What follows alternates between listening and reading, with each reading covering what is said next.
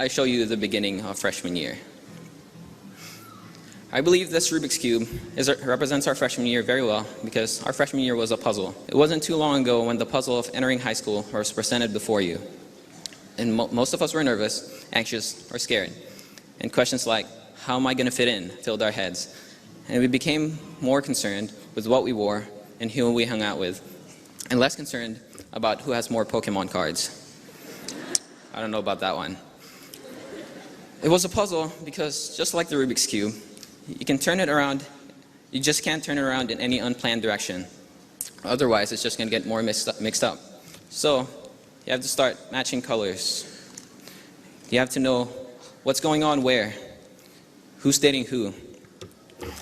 And by the time freshman year is almost over, you've solved part of your Rubik's Cube. But you still have a long way to go. Now, sophomore year was kind of a blur. Okay, that works. Now, sophomore year was kind of a blur. You now know what's going on in high school, but you're still an underclassman, so there's nothing much going on. Time passed quickly, and everything was drowned out by the freshman's whine and the upperclassman's authority. So, when we piece all the parts of sophomore year together, it creates a rather hazy, fragmented memory that kind of feels like. And then he just started crying all over the place, so I did what anyone else would do. Now it's already late and my pants were still not dry, so I decided to get creative.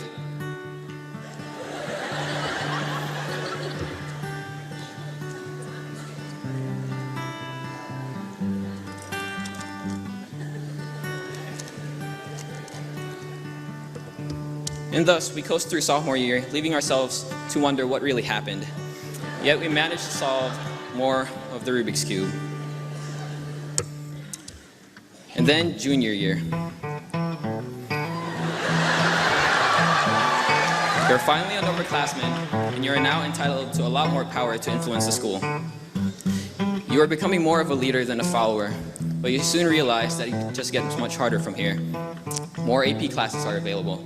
The IB program begins. Coaches rely on you more. Underclassmen begin to look up to you, and you're finally allowed to go to prom. It's all fun until you begin to realize what the responsibility that's been given to you. And you have to be careful what you do because any wrong move can send you back to square one.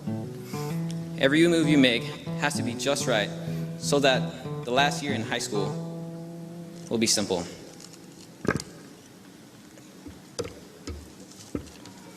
Now, if you've set it up right, senior year wouldn't be as complicated as your previous three, because most of you don't even have a fourth period. But there is one important thing that you need to get out of the way before you leave, and I think I can best describe this through the words of Lance Jabber. So imagine that you're a single guy, and you decide that it's time to start thinking about getting married. But you're still young, you don't want to rush into anything, so you spend years trying to find the perfect girl.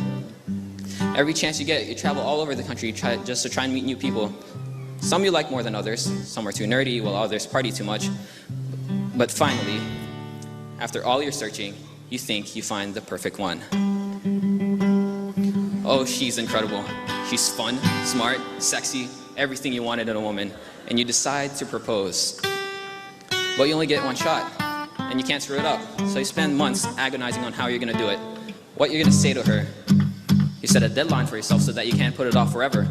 And as the deadline approaches, you begin to get nervous. Are you good enough? Oh, it feels as though everything you've been doing in your life has been leading up to this moment. Finally, the deadline is here. Oh, you're so nervous. She's way out of your league. Is the ring big enough? How many mistakes have you made so far? Is it too late to go back? And then it's over. You've submitted your proposal and there's nothing more you can do. She looks at you and she says, let me get back to you in like 4 months. That's pretty much what applying to college is like. And you know what? She'll probably say no. But guess what you didn't tell her? You proposed to a bunch of backup chicks just in case she rejected you. And they're all begging to come marry you instead. Well, now that college is just around the corner, all you have to do is just turn those few sides. 1 second. And you finally solve your Rubik's Cube.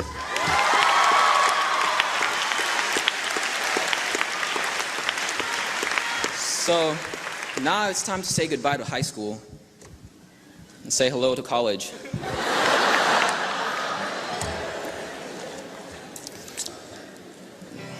So now that we're done with high school, it's time to look ahead into the future. A few years from now, we're going to look back at these high school years and talk about our accomplishments and all the ridiculous things we've had to do. We'll all probably laugh about all the stuff we've done and said while we were still in high school. And then just remember, you gotta just remember. As we go on, we remember all the times we had together. And as our lives change from whatever, we will still be friends forever, yeah!